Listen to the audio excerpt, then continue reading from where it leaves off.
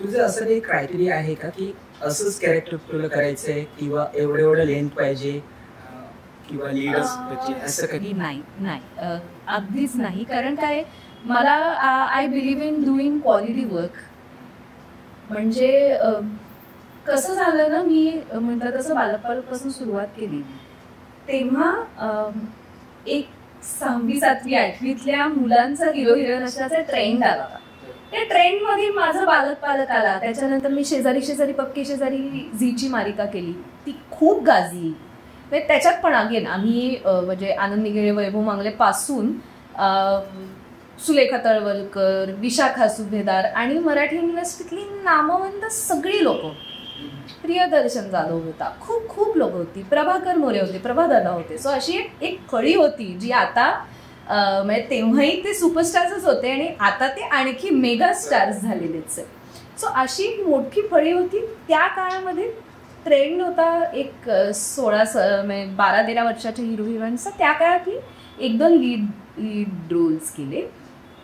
त्याच्यानंतर अनफॉर्च्युनेटली माझ्या बाबतीत असं झालं की जेव्हा 20शीतल्या हिरोईनचा ट्रेंड होता तेव्हा मी 15 वर्षाची होते. जेव्हा मी 20 वर्षाची झाले तेव्हा 30शीतल्या हिरोईनचा ट्रेंड आला. सो ट्रेंडच्या अगेन्स्ट माझं वय असल्यामुळे मी फार लवकर असं ठरवलं की क्वालिटी वर्कला आपण प्राधान्य द्यायचं, कारण मला काम करायचं. म्हणजे मी जर म्हणत राहिले की मला जसं आपल्याला माहिती आहे रीमा लागूंनी किती यंग एजमध्ये किती मोठ्या मोठ्या मुलांच्या आयांची कामं, त्या जर ॲडमिट राहिल्या असत्या आणि त्या जर म्हणल्या असत्या मी नाही करणार आले, तर मे बी त्यांनी जेवढी कामं केली तेवढी त्यांना मिळाली असती का? त्या अगेन खूप अप्रतिम अभिनेत्री, म्हणजे त्यांच्याविषयी मी बोलण्या इतकी मी मोठी नाही, पण त्यांचं उदाहरण मी पॉझिटिव्हली घेते. सो जे काम आलंय त्या कामातून 2 गोष्टी मी बघते. एक तर एखादं प्रोजेक्ट असतं ज्याच्यातून मॉनिटरी सॅटिस्फॅक्शन मिळतं, एक प्रोजेक्ट असतं ज्याच्यातून वर्क सॅटिस्फॅक्शन मिळतं.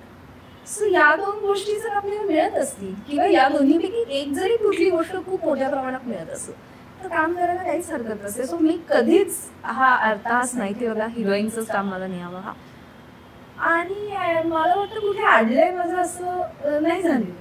ओके.